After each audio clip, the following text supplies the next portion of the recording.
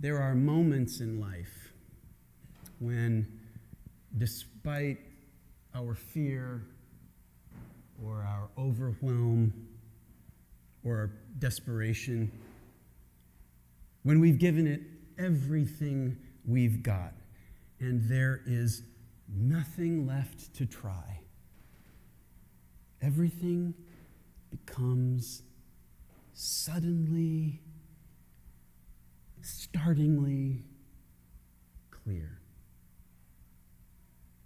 Not because the circumstances are simple, not because the problems disappear, but because just for a moment you can see through it all what is really true. We might call these transfiguration moments. Transfiguration moments. Only days after revealing to his disciples that the way forward leads to a cross, Jesus takes Peter and James and John up a lonely mountain. And there, Matthew tells us, Jesus was transfigured before them. His face shines like the sun. His clothes become dazzling white. Moses and Elijah appear. A bright cloud overshadows them, and a voice speaks. If it sounds familiar, it should. In the Exodus reading we had just a few moments ago, Moses goes up the mountain. A cloud overcomes it. The glory of the Lord settles there. Fire burns at the summit. The people wait below, unsure and afraid. On Sinai, God's glory descends. But on this mountain today, God's glory shines through a human face. In Exodus, Moses enters the cloud to receive the law. In Matthew, Jesus does not receive revelation. He is the revelation. Moses and Elijah stand beside him as witnesses to the glory. The law, Moses and the prophets, Elijah, pointing toward their fulfillment. The voice from the cloud does not say, "Here is my commandment." It says, "This is my Son, the beloved. Listen to him." Everything we have seen in Epiphany comes to its brightest point right here. We have watched the light break open at Jesus' baptism. We have heard him call ordinary people to extraordinary lives. We have listened as he said, "You are the salt of the earth. You are the light of the world." We have been invited to see more clearly ourselves, our neighbors, and even our enemies in the light of God's love. And now on this mountain, we are shown something even more illuminating. The light shining from Jesus is not borrowed. It is not symbolic. It is not merely inspirational. It is the light at the center of reality itself. The God who is beyond all things, beyond our images, beyond our categories, even beyond our religion, has chosen to remain with us. The glory that once filled the mountaintop now shines through flesh and blood. The one who said, "I am," from the burning bush, now stands with trembling disciples with a human face. Transcendence does not stay far away. It draws near. It takes on flesh and blood and bone. It stands before us and invites us into its reality, into what is really true.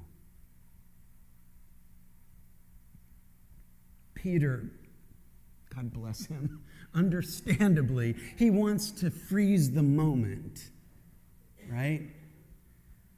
Lord, it is good for us to be here. Let us make 3 dwellings so we might hold on to this moment. He wants to preserve the brightness, the ecstatic moment, to hold on to the clarity. We know that instinct. We want faith to feel luminous and certain. We want God to be unmistakable. We want mountaintop experiences to last. And like all transfiguration moments, we will do anything to hold on to them, to possess them, right?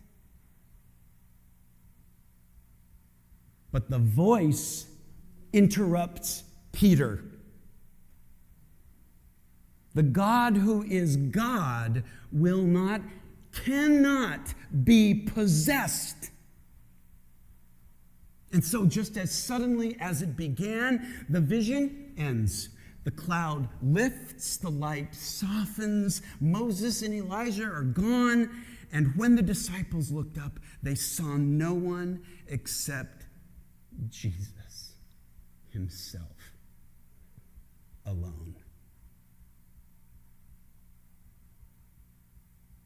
The glory condenses back into ordinary humanity, and then comes one of the most tender lines in all of the scriptures. Jesus comes and touches them. Get up, he says. Do not be afraid.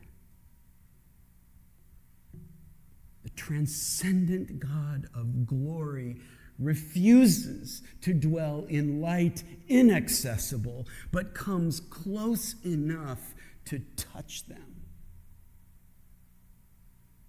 Close enough to steady their shaking shoulders.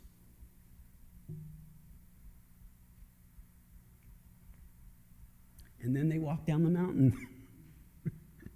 They don't remain on the mountaintop because transfiguration is not an escape from the world. It is clarity for and on behalf and for the sake of the world. Because think about it. Where are they headed? Toward Jerusalem. Toward confrontation. Toward suffering. Toward the cross.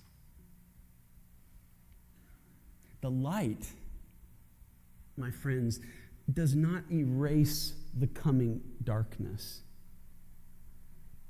It reveals what the darkness cannot overcome.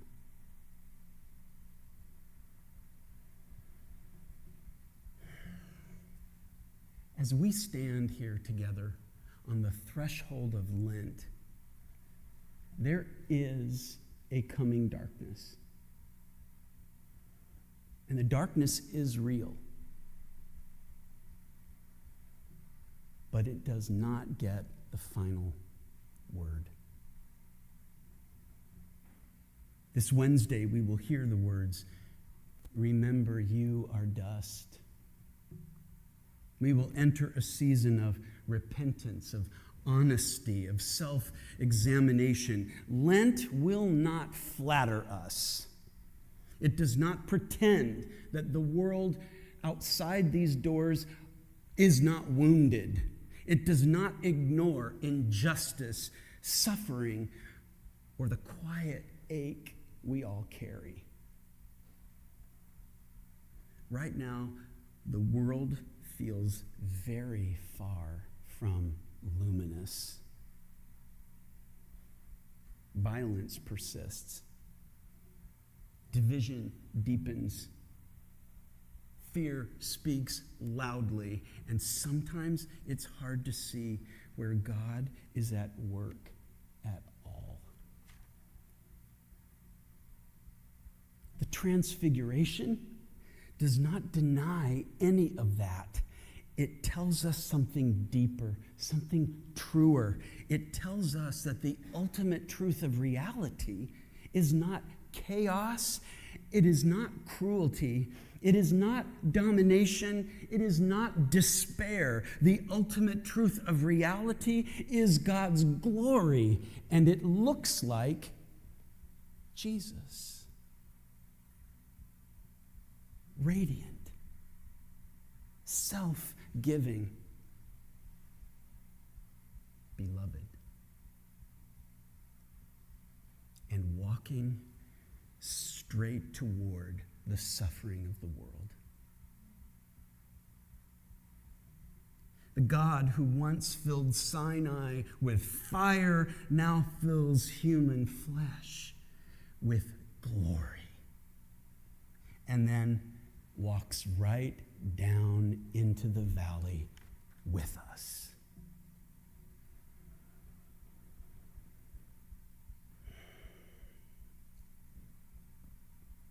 So, where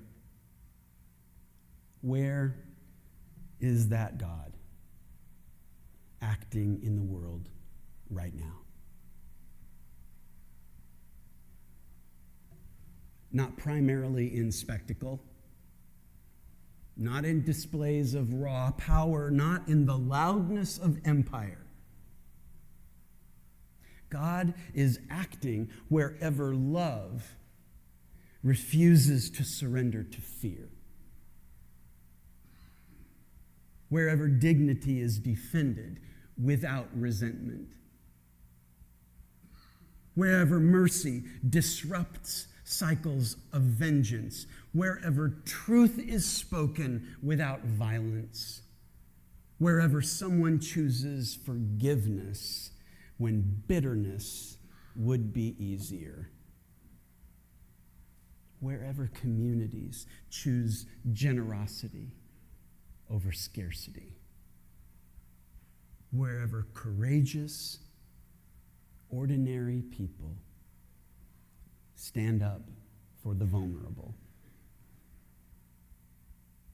It does not always glow. It does not always dazzle. And most of the time, it looks very ordinary. Jesus himself alone.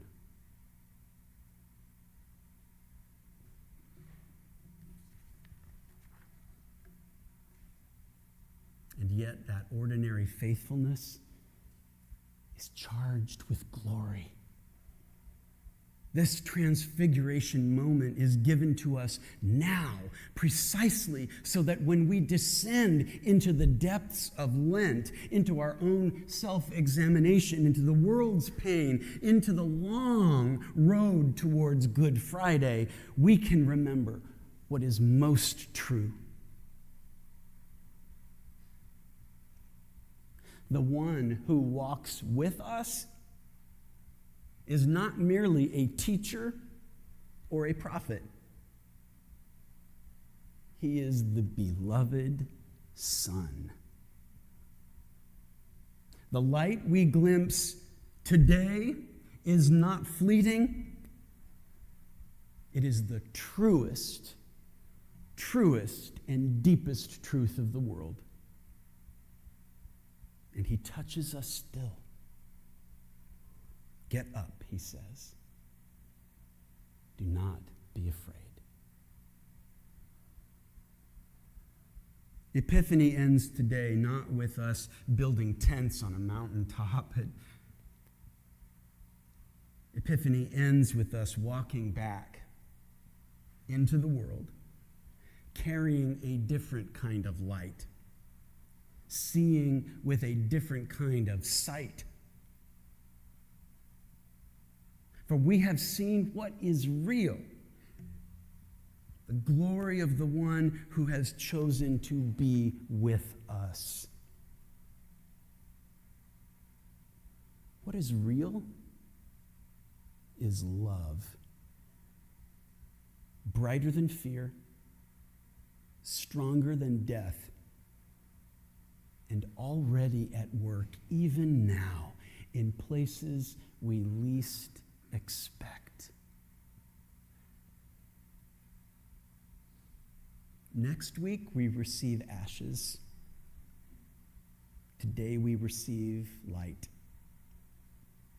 And we follow that light down the mountain to love as we have first been loved. Transfigured. Eternal.